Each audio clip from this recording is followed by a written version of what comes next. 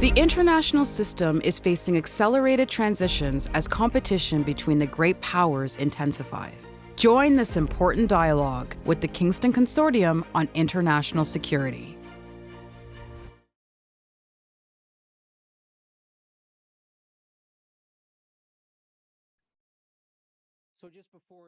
Alors, avant de débuter avec le prochain panel, comme je l'ai dit avant le lunch, nous allons avoir une pause à 15h20 pour se préparer pour le chef de la Défense qui va faire ses observations et discussions au niveau de la conférence.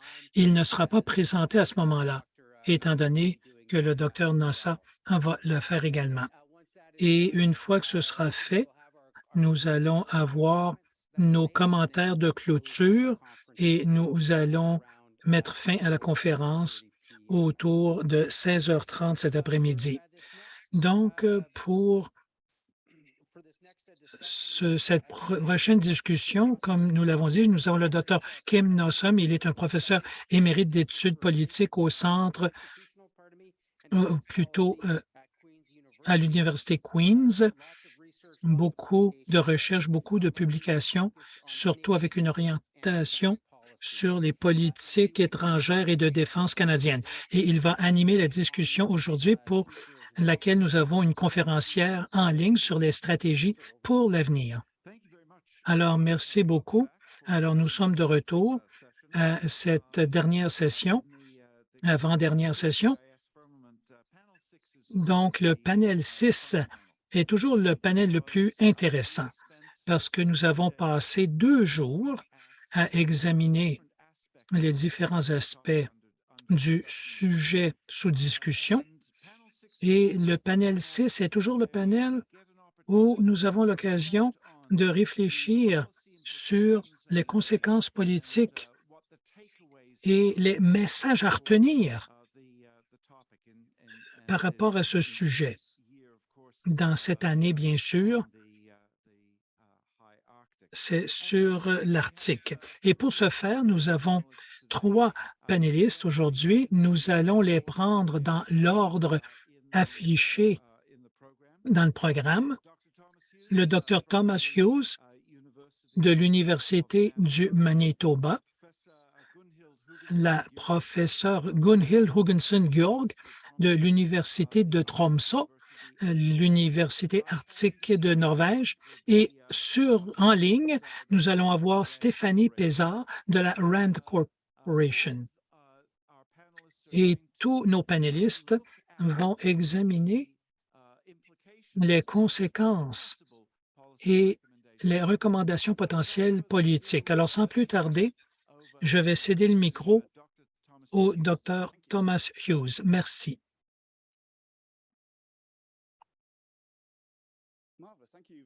Merveilleux. Alors, merci beaucoup. C'est un privilège de pouvoir être sur le dernier panel et se tenir sur les épaules des géants qui nous ont précédés. Et c'est un sujet vraiment très intéressant.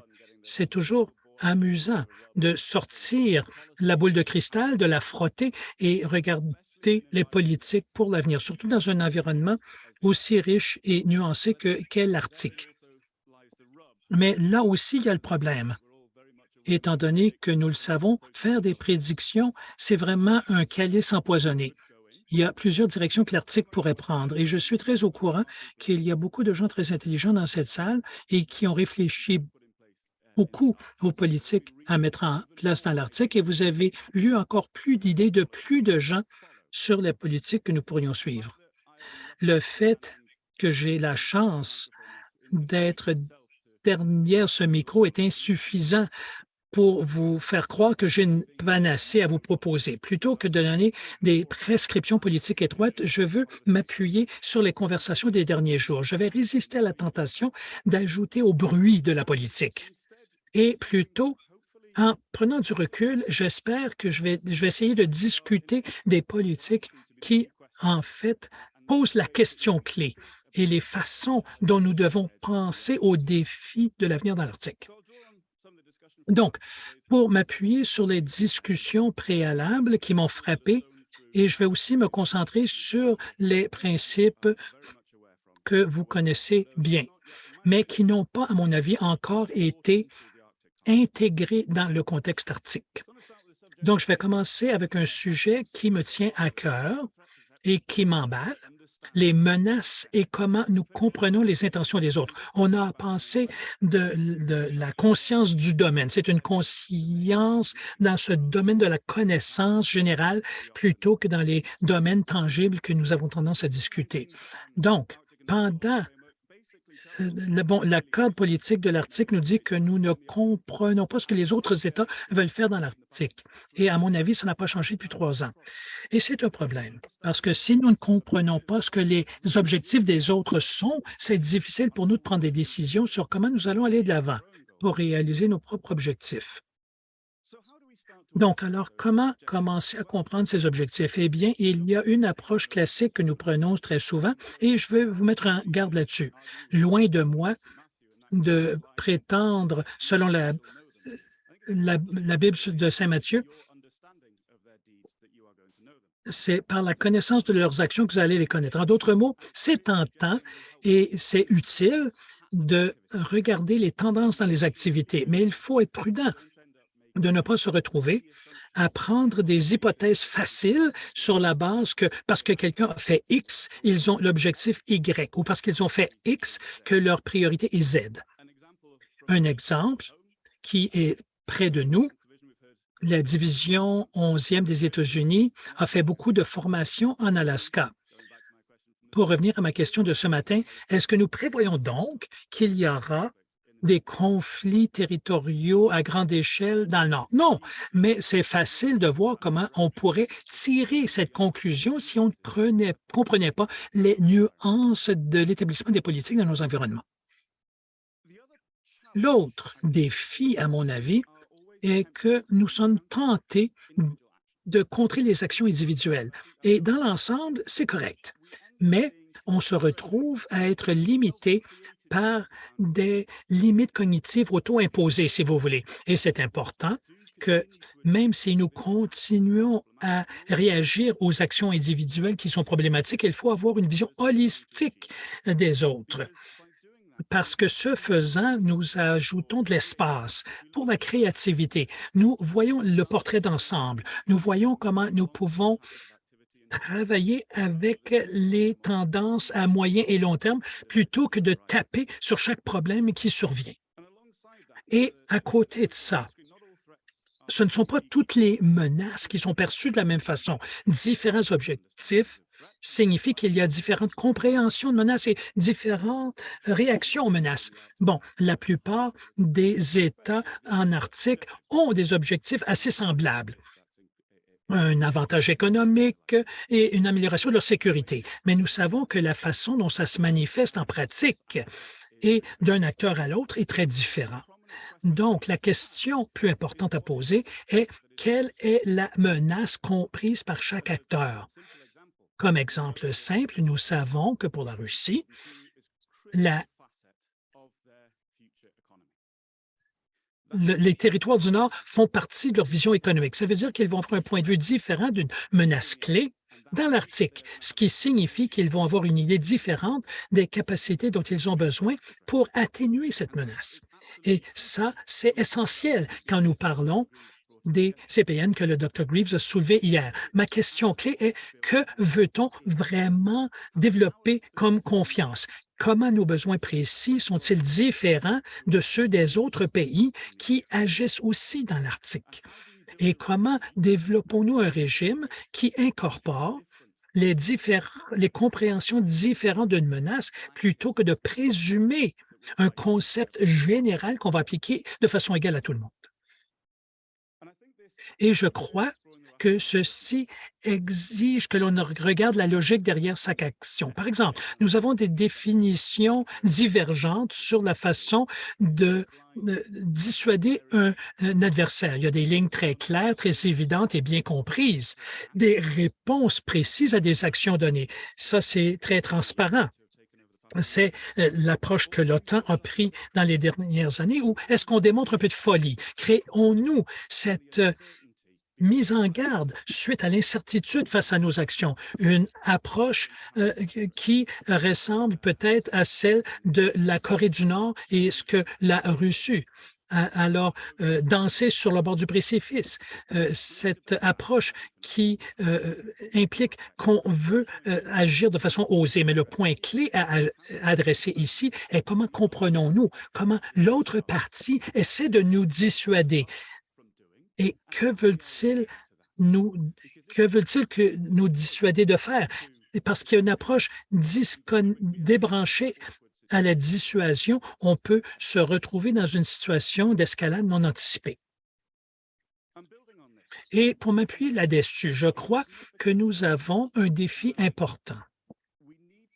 Nous devons comprendre que nos attentes sont aussi un produit de nos biais cognitifs. Ce qui est intéressant dans cette idée de déploiement des forces, c'est que chaque action que nous entreprenons est un message. Même si on ne le voit pas comme tel, ça va être interprété comme ça. Et les messages stratégiques sont essentiels. Donc, première grande question, comment gérer nos messages stratégiques? Et ce n'est pas seulement pour les forces armées, c'est une question de comment les forces armées peuvent s'aligner avec d'autres ministères.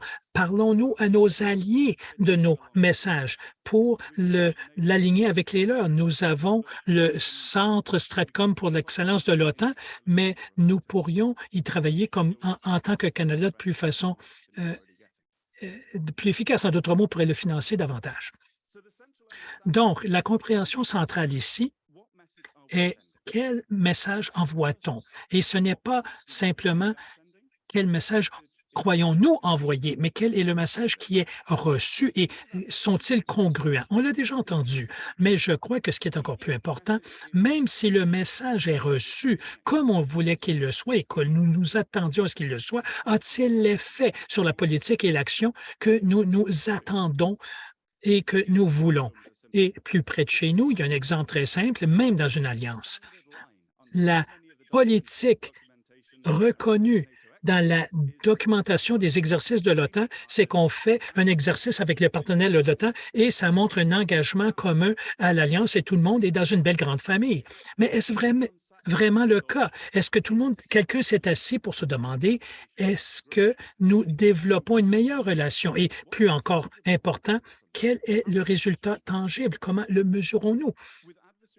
Avec les adversaires en particulier, c'est un processus difficile. On ne peut pas dorer la pilule. Surtout à moyen terme, ça exige beaucoup de patience et d'acceptation de beaucoup d'incertitudes, mais c'est nécessaire. Donc, ce message est essentiel. À la fois, les messages prévus et non prévus vont établir comment nous et les autres comprennent notre niveau de risque, de menace et compte tenu de la peu de probabilité que nous puissions dialoguer avec la Russie à court terme. Avoir des messages clairs est important des deux côtés. Nous devons aussi être honnêtes sur nos propres capacités.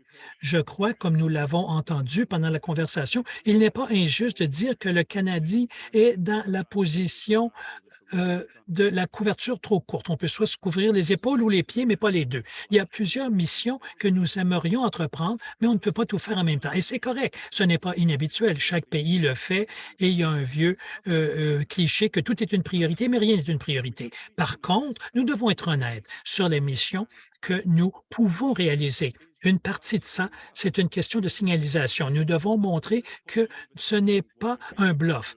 Il n'y a pas d'erreur que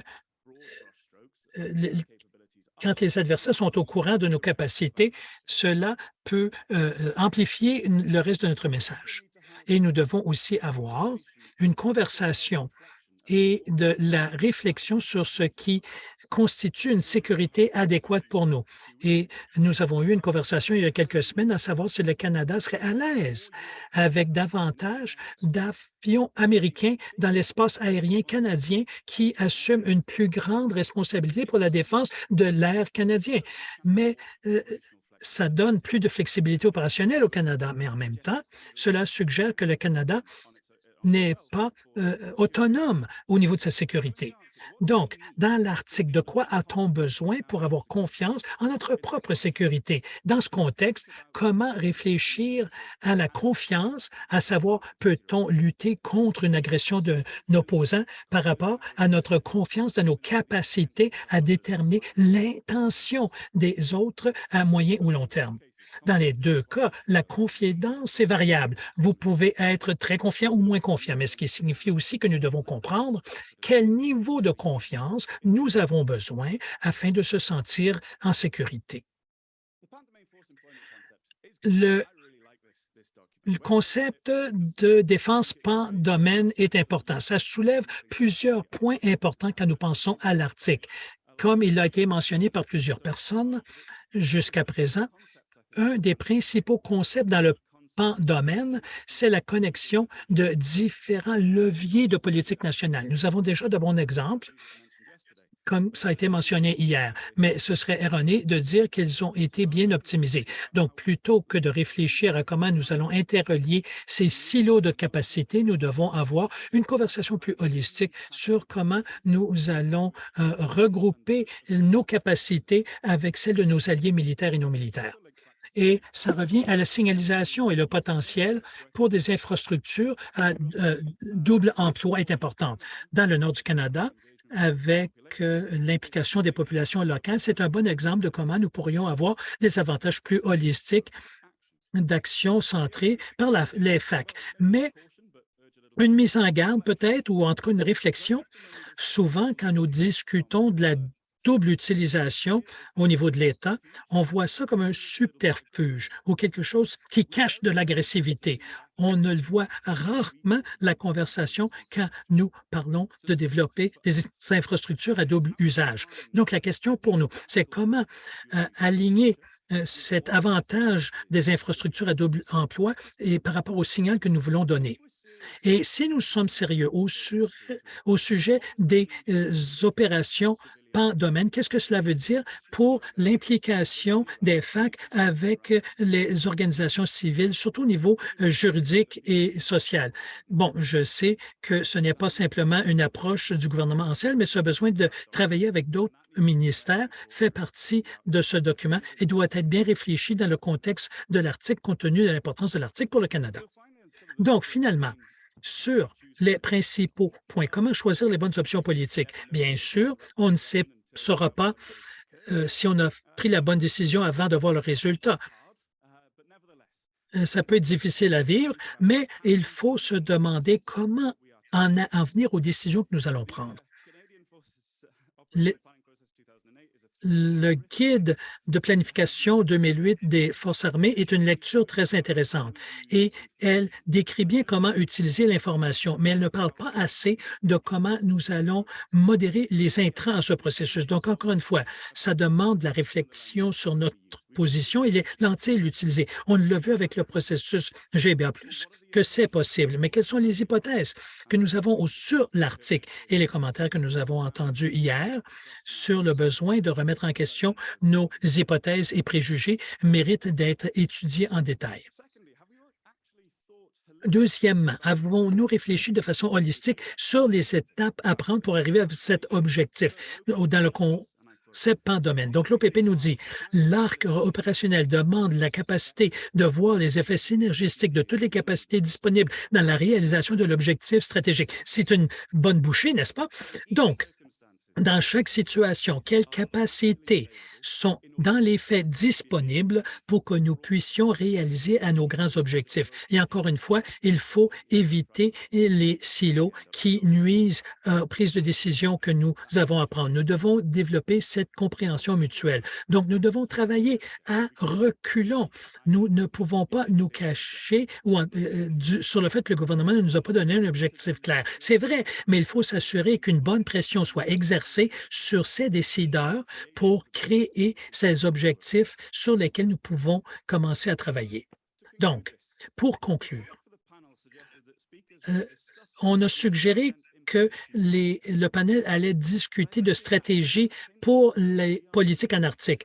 Mais ça sous-entend qu'on est passif, mais ce n'est pas particulièrement utile. Nous savons qu'on va être affecté par des circonstances, que ce soit les changements climatiques ou les actes des adversaires que nous ne pouvons pas prévenir totalement. Mais il nous incombe de former le contexte et de créer le cadre sous lequel ces conséquences vont se développer. Et ce faisant, nous créons un environnement qui est un petit peu plus prévisible.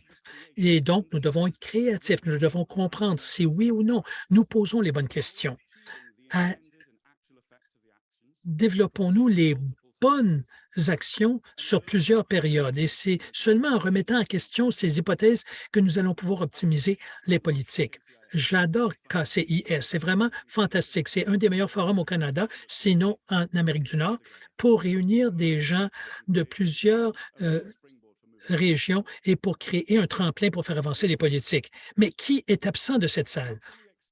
Comment peut-on étendre la discussion? Quels aperçus n'entendons-nous pas qui pourraient nous aider à développer nos capacités dans l'Arctique? Et ce que ça signifie pour nous tous est que cette conversation ne doit pas cesser quand nous allons retourner chez nous. Si nous ne le faisons pas et si nous ne transférons pas les apprentissages ici pour les transférer en action, eh bien, les 2 jours que nous avons eus ont été bien agréables, mais tout à fait inutiles.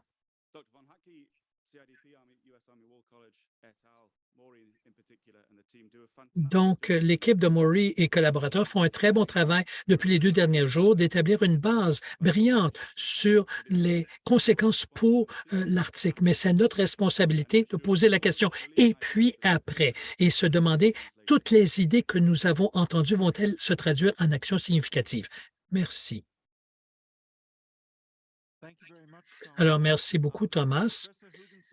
Alors, la professeure Hoogenson-Guild. Merci.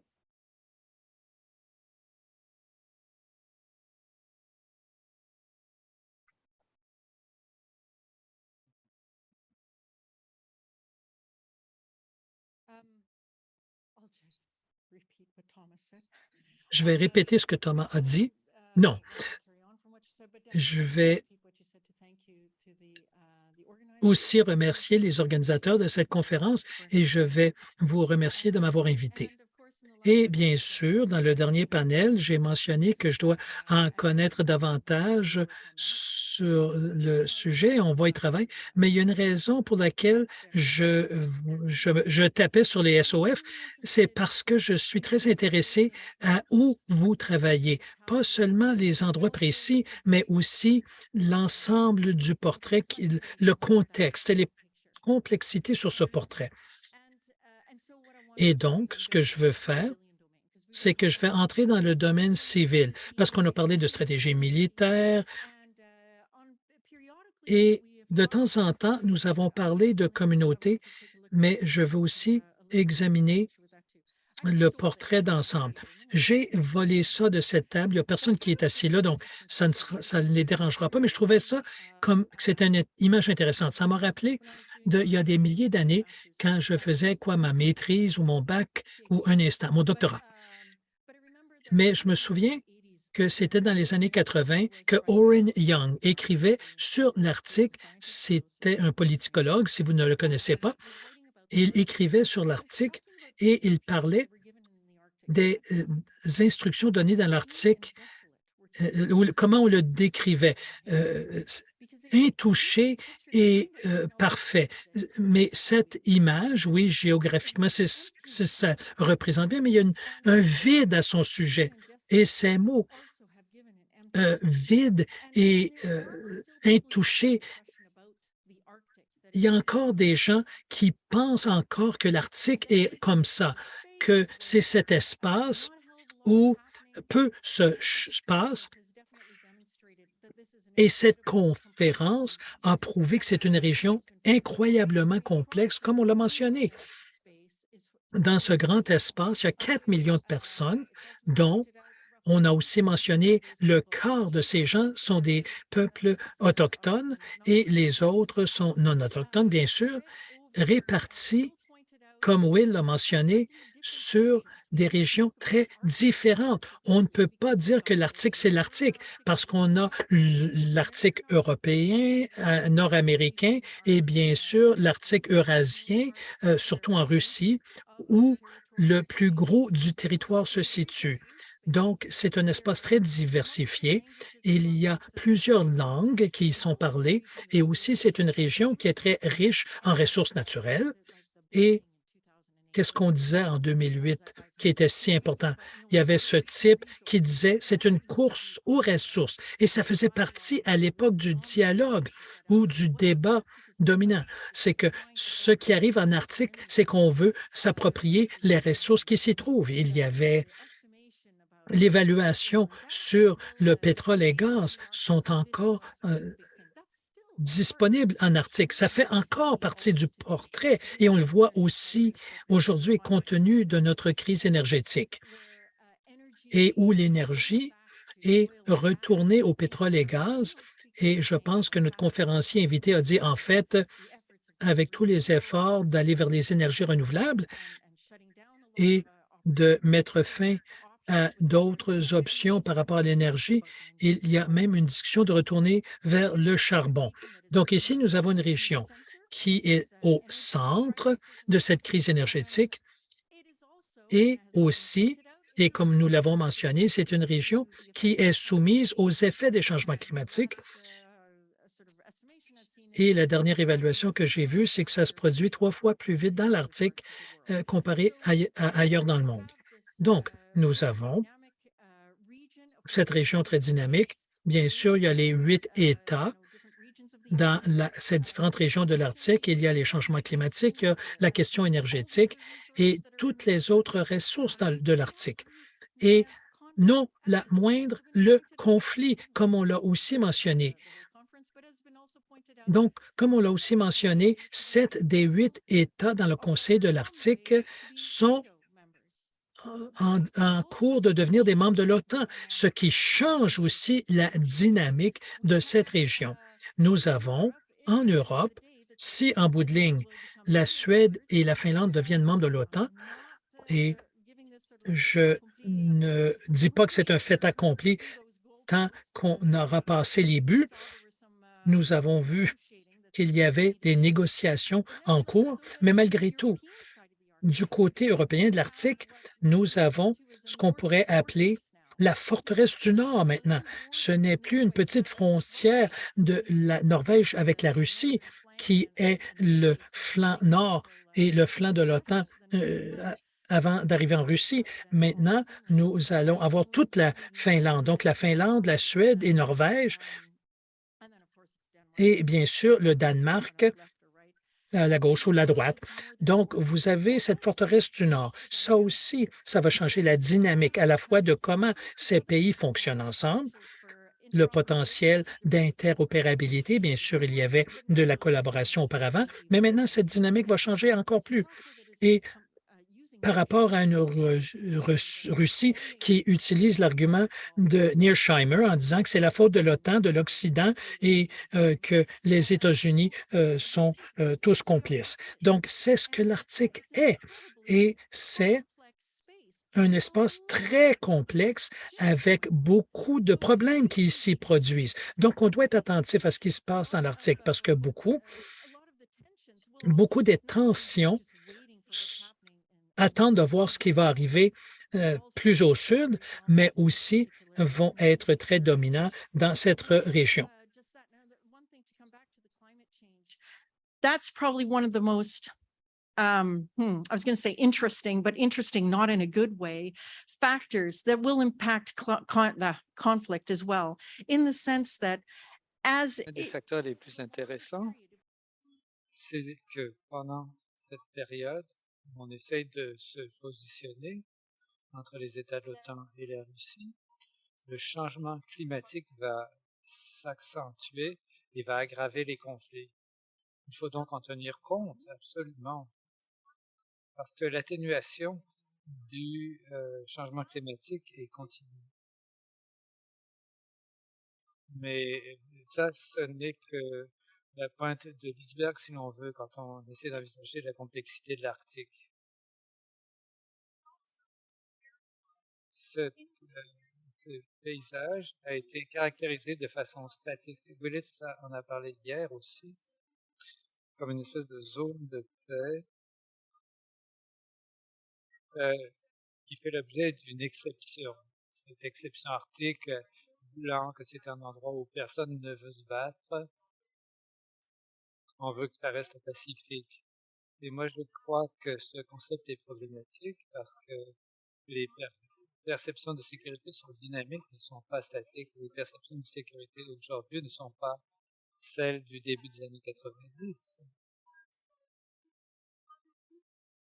Et même depuis Poutine, on vérifie ses discours et qu'on voit qu'il annonçait un peu le jeu. Donc, cette préoccupation pour la sécurité de la Russie est très présente, elle est dynamique et les nôtres aussi sont dynamiques. La façon dont l'OTAN et l'Occident perçoivent leurs besoins en matière de sécurité. Alors, plutôt que de considérer cela comme une exception statique, c'est un concept tout à fait problématique. Je crois qu'une approche globale est beaucoup plus utile parce qu'elle nous aide à comprendre ces dynamiques. Non seulement la dynamique des perceptions de sécurité change-t-elle d'un état à l'autre avec le temps, mais leur niveau change également. Ce n'est pas seulement la sécurité de l'État dont il faut se soucier, mais il faut penser à la sécurité en matière d'énergie, d'environnement, de société et d'individus. Et je vais vous expliquer pourquoi je sépare ces différents facteurs. La sécurité, donc, si on revient à la base des choses, un espèce de cours de sciences politiques 101. Alors, quelle est la base de la sécurité? Si on comprend la sécurité comme une multiplicité d'acteurs, pas seulement les États, et c'est ce qu'on a vu non seulement dans l'Arctique, mais un peu partout dans le monde, les acteurs non étatiques et sont aussi importants que les acteurs étatiques, et en plus les valeurs jouent un rôle dans la sécurité. J'y reviendrai aussi tout à l'heure parce que c'est très important quand on espèce d'envisager l'avenir de l'Arctique et du monde. Les pratiques visant à préserver les valeurs, la réflexion au sujet des pratiques, ensuite l'efficacité réelle des pratiques, parce que la sécurité, c'est se définir en fonction des valeurs qu'on veut projeter dans l'avenir. Ça, ce sont les valeurs prioritaires qui sont souvent formulées comme la liberté, la démocratie, les droits de la personne, et ainsi de suite. On en a même parlé à l'OTAN. Voilà les valeurs que défend l'OTAN. J'étais à la réunion de l'OTAN la semaine dernière, c'est ce qu'on a dit. Comment est-ce qu'on protège ces valeurs? Quelles sont les pratiques qui sont adoptées en conséquence et en quoi définissent-elles notre vision de la sécurité? Une autre des choses nombreuses qui ont été mentionnées ici, c'est que la nature des conflits change. Ça aura un effet dans l'Arctique.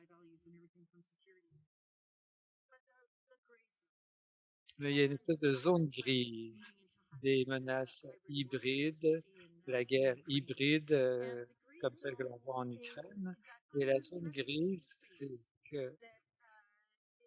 c'est l'espace invisible, si l'on veut, qui est ciblé visant à perturber les sociétés. C'est un domaine qui me fascine parce que quand on regarde, si on prend une définition très large de la zone grise ou des menaces hybrides, moi je travaille beaucoup avec le Centre des menaces hybrides à Helsinki. Si on vient à la menace de base de la guerre hybride et de ses phases, l'escalade, des tentatives visant à trouver les points faibles de la société adverse, et ce n'est pas un tank qui traverse une frontière, c'est de savoir ce qui nous fait réagir. La phase de déshabitualisation, c'est d'utiliser ces choses qui nous font réagir. Ce que je veux dire par là, c'est que nous provoque, ce qui nous fait réagir. et ce qui polarise les gens, ce qui fait que l'on s'oppose les uns aux autres. Tout cela se passe dans le domaine civil. On a parlé de domaine hein, dans toutes sortes de contextes, mais moi, ce qui m'intéresse, c'est le domaine civil parce que je suis très curieuse de la façon dont ce domaine joue un rôle dans l'échec ou la victoire des mesures d'atténuation des conflits, que ces conflits soient officieux ou ouverts. Dans cette zone grise, donc, on trouve un espace civil très étendu où on doit réagir de façon civile, ce qui signifie, à mes yeux, qu'il faut une collaboration plus étroite, pas une domination militaire, mais une collaboration entre les acteurs civils et militaires pour comprendre ce qui se passe dans tous les ventails de la réalité. C'est ça qui m'intéresse, c'est la façon dont ces interactions se produisent. Je peux vous donner un exemple. Dans les pays scandinaves, on voit déjà ce genre d'interactions qui sont mises en place comme mécanisme de défense, c'est ce qu'on appelle la défense totale dans l'approche norvégienne. S'il s'agit d'une collaboration étroite entre l'armée, les forces de défense et de multiples autorités et organismes civils. Et ça fait l'objet de travail, de formation afin d'assurer une bonne coordination parce que on part du principe qu'une crise ou un conflit, dans ces crises ou conflits, donc, on reconnaît que la solution militaire n'est pas la seule et bien souvent qu'une bonne partie des solutions sont dans le domaine civil. La guerre hybride remet en cause l'ordre civil. Donc, les travaux que j'ai étudiés, c'est ce qui nous permet de savoir ce qui se passe dans l'espace civil, s'il y a des autorités, des organismes civils qui sont parfois coordonnés, mais aussi dans cet espace, il y a les civils eux-mêmes, les habitants qui réagissent et qui agissent en fonction de leur propre perception de la sécurité, vont réagir de telle façon en situation de crise. Par exemple, disons qu'on a une panne complète d'électricité, peut-être à une cyberattaque ou un problème technique, mais quoi qu'il en soit, il n'y a plus d'électricité, ce qui signifie qu'on n'a pas de chauffage, on n'a pas d'Internet, on a du mal à communiquer et ça va faire disparaître le réseau cellulaire, de téléphonie cellulaire. Ce sont des choses dont on parle en Norvège. Qu'est-ce qui se passe si tout est en panne?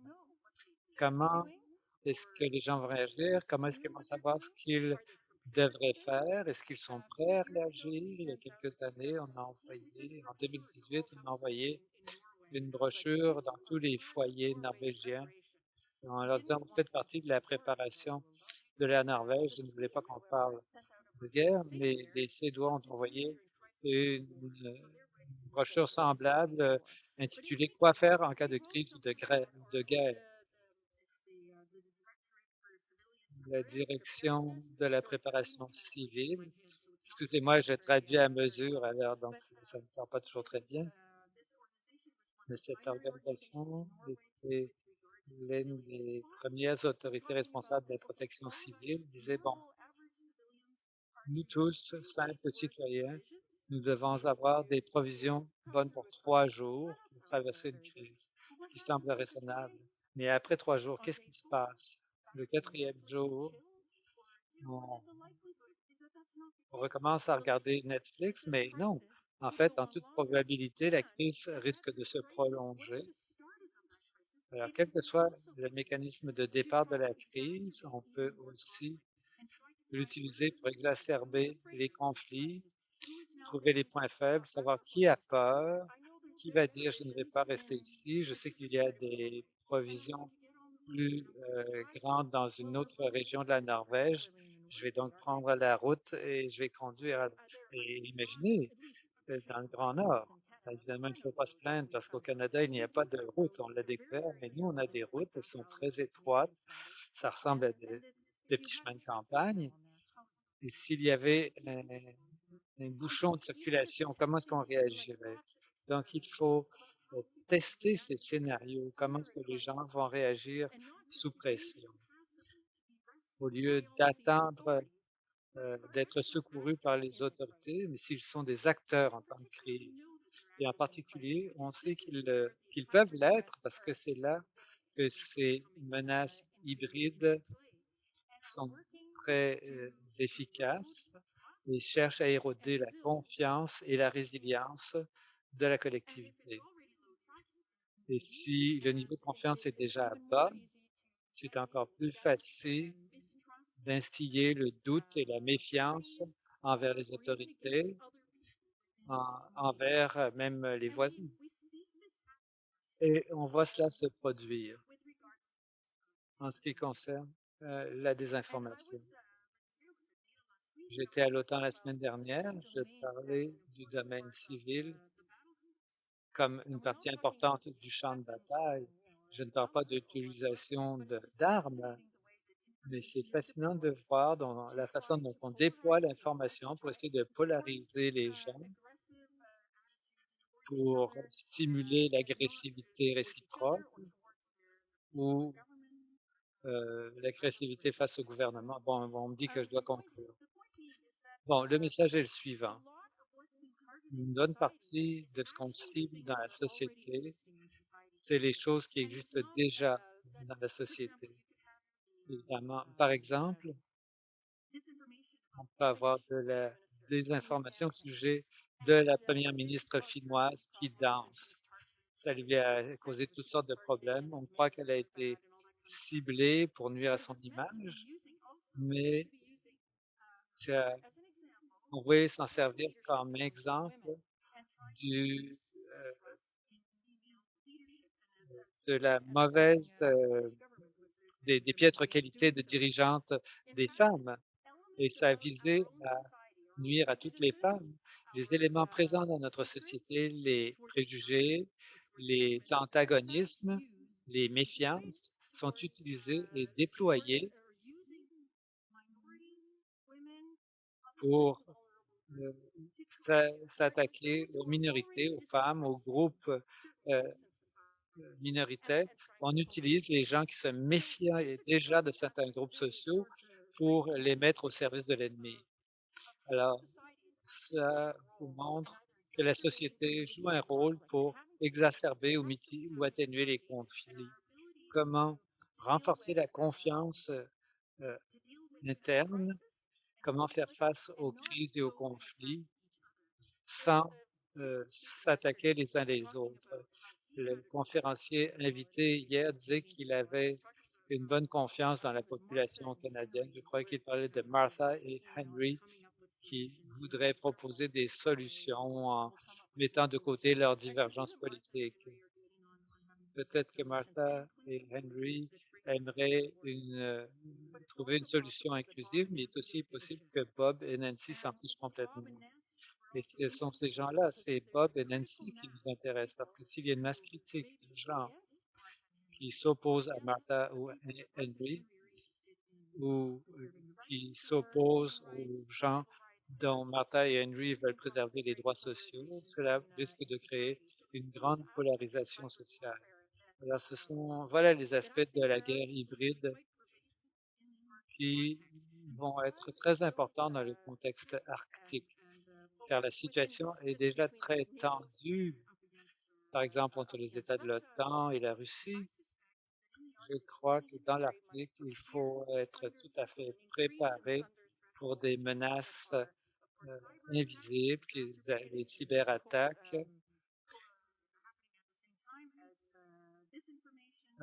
qui se produiront en même temps que des attaques de désinformation, des actes de- d'attaques économiques indirectes, par exemple, les Chinois qui disent, nous, on est prêt à payer si votre gouvernement ne veut pas payer, pour essayer de défaire le tissu social.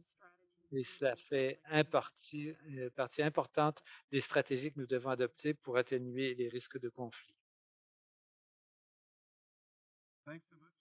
Merci beaucoup, Gunhild. Maintenant, Madame Tazar, bienvenue. Merci tout le monde, merci de votre invitation. J'aimerais être avec vous aujourd'hui en personne. Je préférais être en Ontario au soleil plutôt qu'au Maryland où il pleut. Mais je suis quand même heureuse de m'associer à ces éminents collègues. Comme Thomas l'a dit, c'est un thème très ambitieux, l'avenir de l'Arctique, tellement de pistes à suivre et très peu de chances de tomber juste. Donc, mon intervention ne va pas porter sur l'avenir global de l'Arctique. Je vais me concentrer sur l'avenir d'un État non arctique dans l'Arctique, c'est-à-dire la Chine. La nouvelle stratégie de sécurité nationale américaine formule des inquiétudes claires au sujet de la Chine et de sa volonté de réaligner l'ordre international. Mais on y précise aussi que le Parti communiste chinois essaye d'augmenter son influence dans l'Arctique en développant les activités scientifiques, économiques et pour poursuivre des recherches sur des applications militaires. On collabore souvent avec la Chine pour le climat et la santé, par contre. Aujourd'hui, j'aimerais savoir quels seraient les risques que posent l'activité chinoise dans l'Arctique et quelles stratégies les pays de l'Arctique occidental pourraient adopter pour atténuer cette menace. Et mon exposé est basé sur une étude écrite avec mon collègue M. Flanagan en collaboration avec un institut scandinave.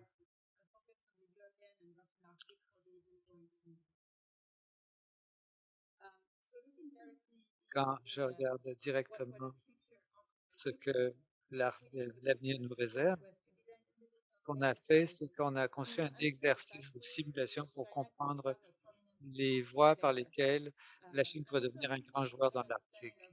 Et pour mieux comprendre laquelle de ces voies pourrait perturber l'ordre régional, on avait une vingtaine de participants, 8 observateurs, des spécialistes de la Chine, des gens de groupes de discussion, de groupes de réflexion.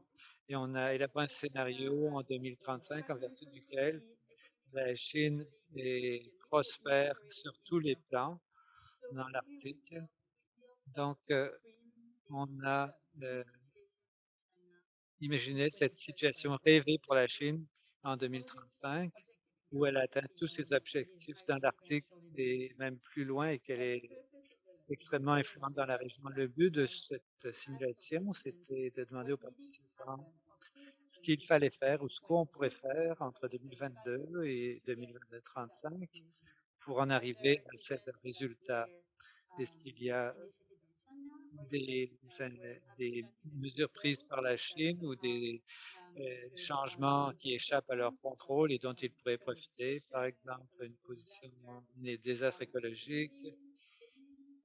En fait, tout événement, toute tendance qui pourrait mener à cette victoire chinoise. C'est un exercice d'imagination intéressant qui nous a permis nous avons pu tirer quelques leçons intéressantes. Les participants considéraient que la Chine a plusieurs leviers dans l'Arctique. D'abord, les États du Nord ne sont pas prêts à laisser la place à la Chine et la Chine n'a pas de lien dans le Grand Nord et même elle est considérée par certains pays du Nord par l'ennemi. Et aussi, il y a les retombées néfastes de certains de ces grands projets d'infrastructure qui nuisent à son image. Évidemment, sauf dans l'Arctique russe. Mais si la Chine pouvait ajouter de la valeur dans la région, par exemple, en offrant du capital ou des technologies précieuses, la Chine pourrait aussi, il pourrait y avoir des incitatifs, par exemple, une augmentation massive du prix des denrées, parce que en ce moment, euh, l'Arctique ne fait pas partie des priorités chinoises. Les États-Unis et la Russie vont jouer un rôle clé dans la présence future de la Chine dans l'Arctique. Et évidemment, il y a un risque de rapprochement entre la Chine et la Russie que les participants ont considéré possible si les deux s'unissent pour remettre en question l'ordre international, où il y avait deux situations extrêmes qui pourraient être problématiques si la Russie s'affaiblit davantage et a trop besoin de la Chine plus qu'aujourd'hui. Et l'autre extrême, c'est si la Russie était beaucoup plus forte qu'aujourd'hui et n'avait plus peur de la Chine. Donc la Chine ne ferait plus pardon, la Russie ne ferait plus obstacle à l'intervention chinoise. La Chine est plus susceptible d'utiliser son pouvoir économique que son pouvoir militaire dans l'Arctique. Les flottes marines de la marine chinoise, sa flotte de pêche non plus ne sont pas assez développées. Et aux yeux des participants, une présence militaire n'offrait pas d'avantages nettement supérieurs à ceux de la présence économique.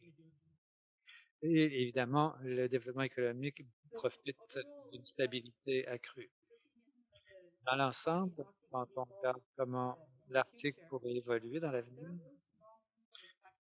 il y a de grands facteurs de résilience dans l'Arctique qui empêcheront probablement,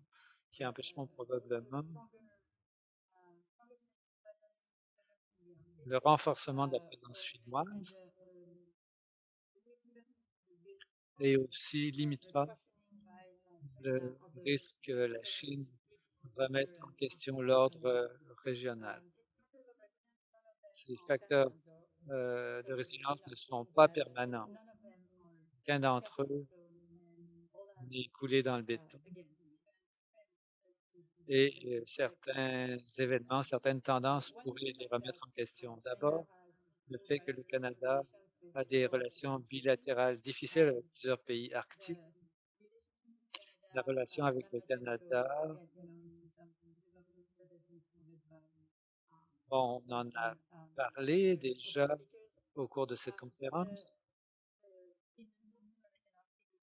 Dans l'Arctique nord-américain, qui est mon sujet d'étude, les relations avec les États-Unis et la relation avec le Canada sont difficiles, et avec le Groenland. Le Groenland est le seul des trois pays où les choses sont bougent un peu plus, et les États arctiques préfèrent s'occuper eux-mêmes de l'Arctique, donc ça limite les possibilités d'intervention diplomatique de la Chine. Quand on regarde certains problèmes économiques dans d'autres régions du monde, on dirait que par rapport, les lois locales et les populations locales dans l'Arctique peuvent prévenir les activités susceptibles de créer des dommages environnementaux. Ça semble d'autant plus vrai quand les politiques intérieures ont été influencées par les prises de position d'élus contre l'extraction des minerais et des richesses souterraines, surtout quand on pense à l'uranium. Les États arctiques ont aussi des règlements qui empêche les activités à grande échelle des entreprises chinoises. Les États-Unis et le Canada ont des règlements très solides. Le Groenland travaille là-dessus avec l'aide du Canada aussi. On voit que la plupart des États arctiques sont des partenaires solidaires, comme on l'a rappelé. On parle de 7 États arctiques sur 8 qui seront bientôt membres de l'OTAN et qui se consultent de façon continue dans toutes sortes de domaines. Autre facteur de résilience, c'est le coût d'investissement élevé dans l'Arctique qui limite sa capacité d'attraction.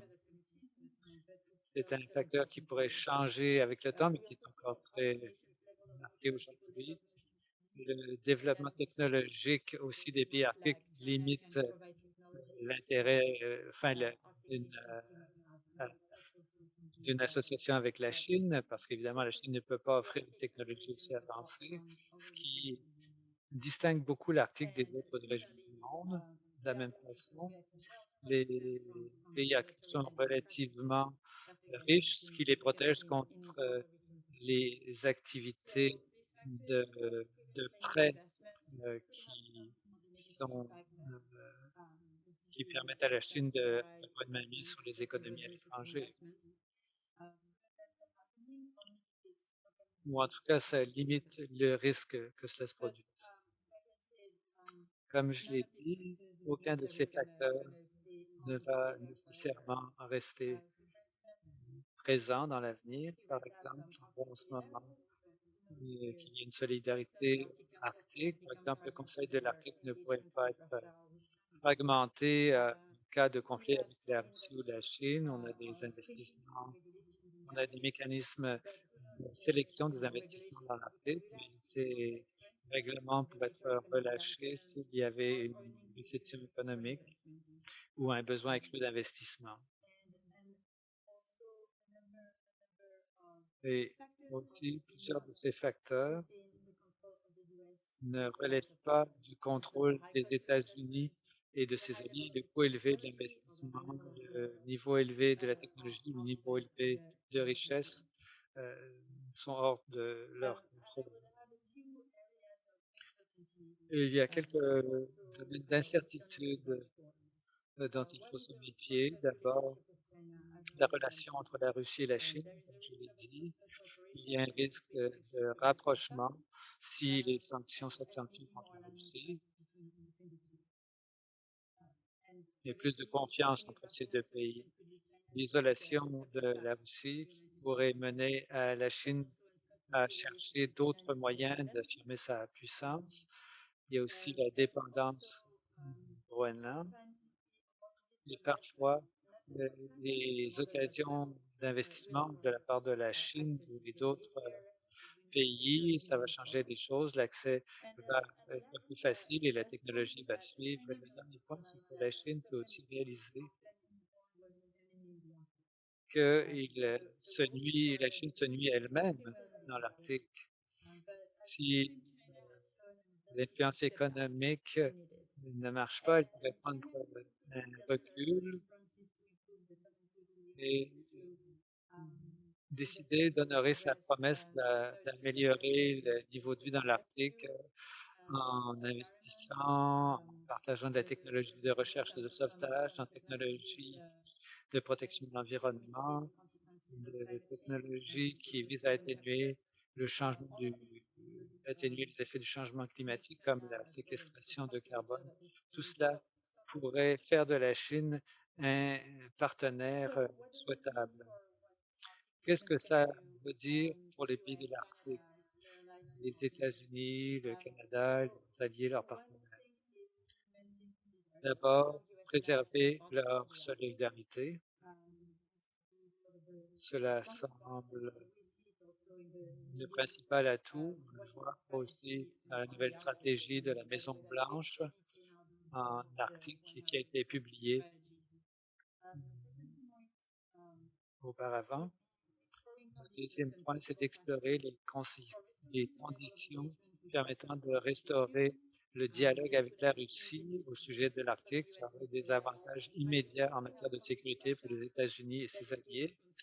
Et cela pourrait permettre de convaincre la Russie qu'elle a gagné en préservant le status quo dans l'Arctique. Cette nouvelle stratégie américaine dit que la collaboration américano-russe est pratiquement impossible en ce moment, mais qu'à long terme, ça serait possible de reprendre cette collaboration sous certaines conditions.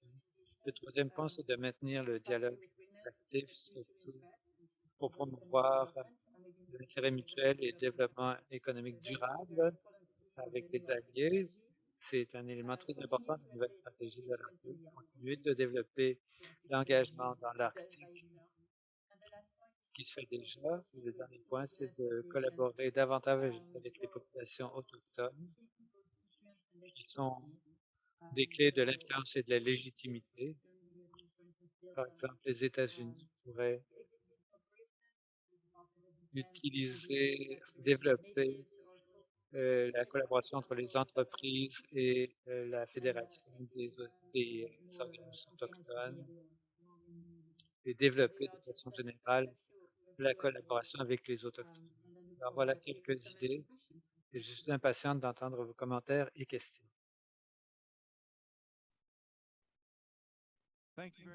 Alors, merci beaucoup, Stéphanie. Notre panel nous a donné beaucoup de matière à réflexion. Pour notre discussion de clôture, nous avons environ 15 minutes, donc je vous le soumets. Si vous avez des questions, avez-vous des questions ou des commentaires? Oui. Bonjour, Ken Hanahan du Royal Military College of Canada. J'ai une question pour la Dr. Hughes. Vous avez mentionné qu'on doit être honnête sur notre capacité. Et malheureusement, au Canada, on voit qu'il y a des problèmes. On a des projets d'approvisionnement qui ont été reportés et nos capacités sont moins élevées par rapport à nos besoins. Et vous avez mentionné de donner en sous-traitance à d'autres nations.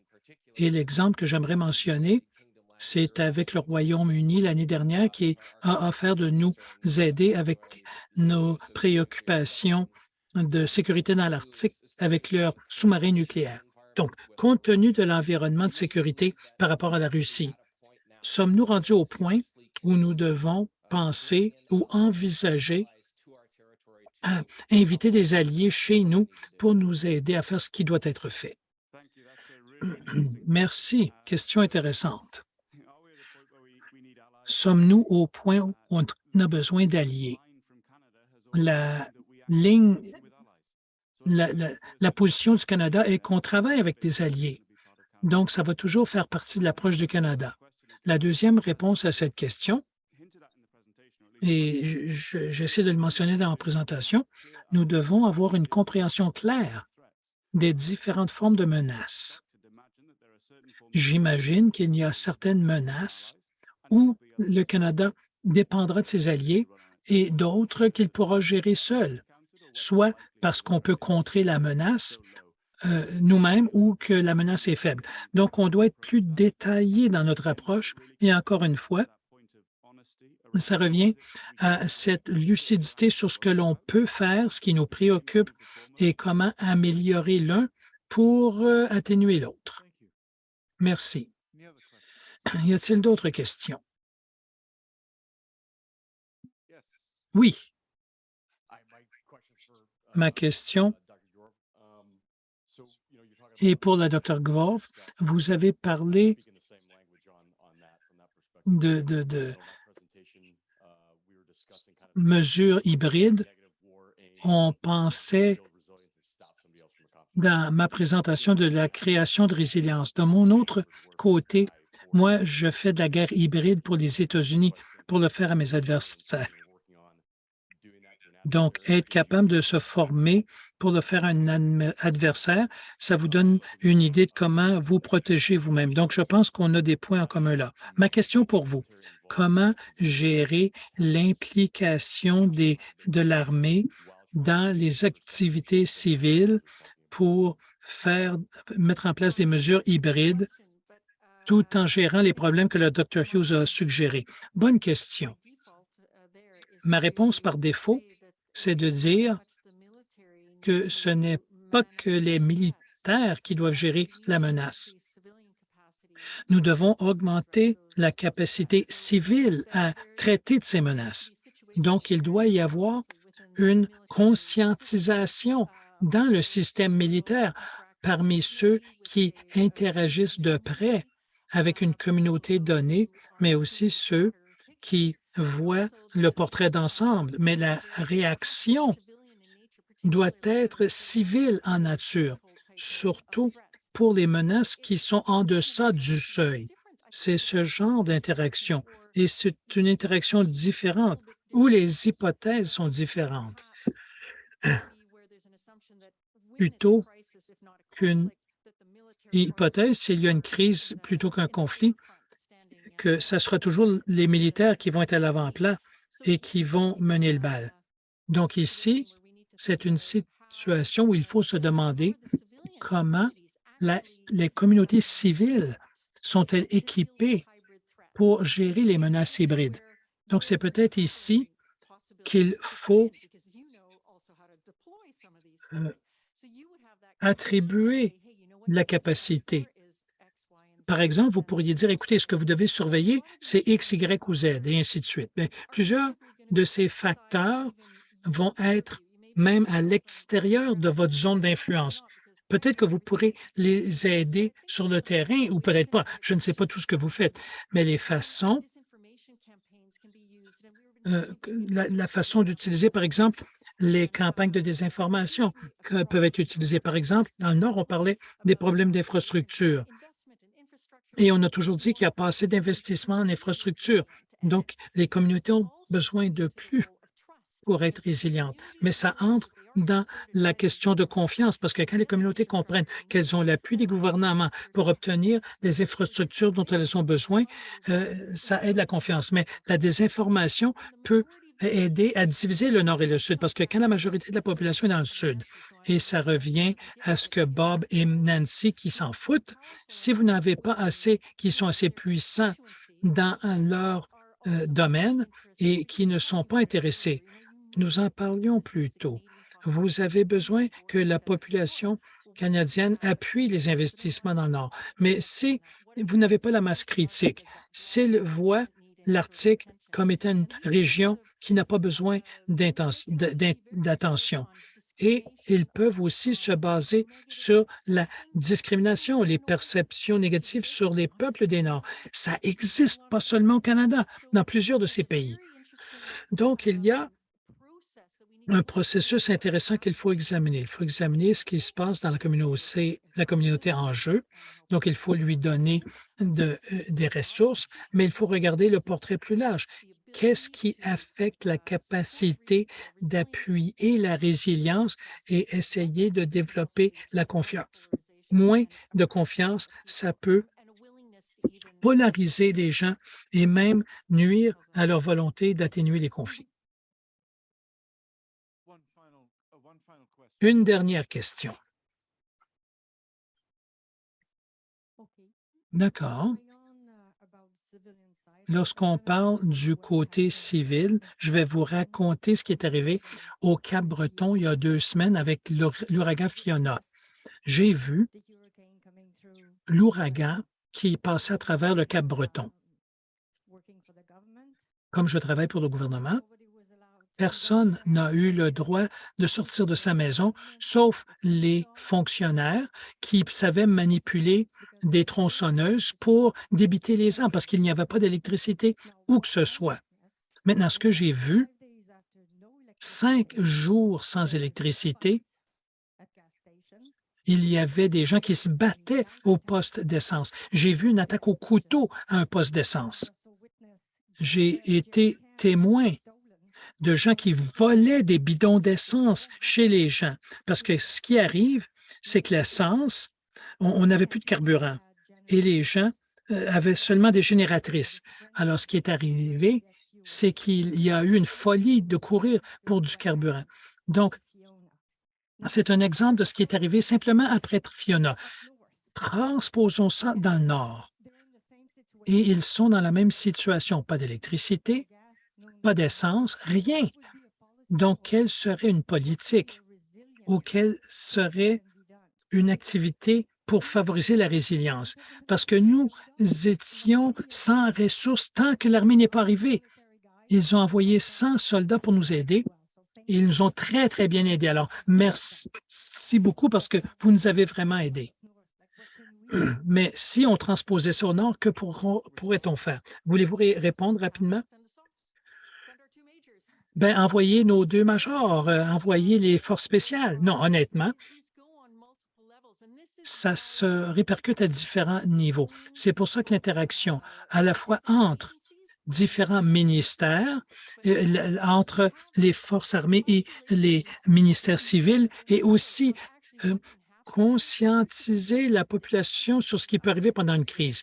Moi, j'ai une triple citoyenneté, dont canadienne. C'est pour ça que je n'ai pas d'accent. Mais bon, j'étais là pendant la guerre froide, mais à part ça, je n'ai rien entendu parler de crise. J'avais peur d'une attaque nucléaire, mais il n'y avait rien à faire. Donc, en termes de préparation, en Norvège, on n'en parle pas assez. Et maintenant, on essaie de corriger la situation, mais il faut avoir davantage de conversations pour que les citoyens eux-mêmes ne vont pas penser en premier lieu à voler l'essence de quelqu'un d'autre. Et ça nous prend des conversations. Et sur ce, maintenant, je dois vous demander de remercier les panélistes pour leur contribution aujourd'hui. Alors, merci.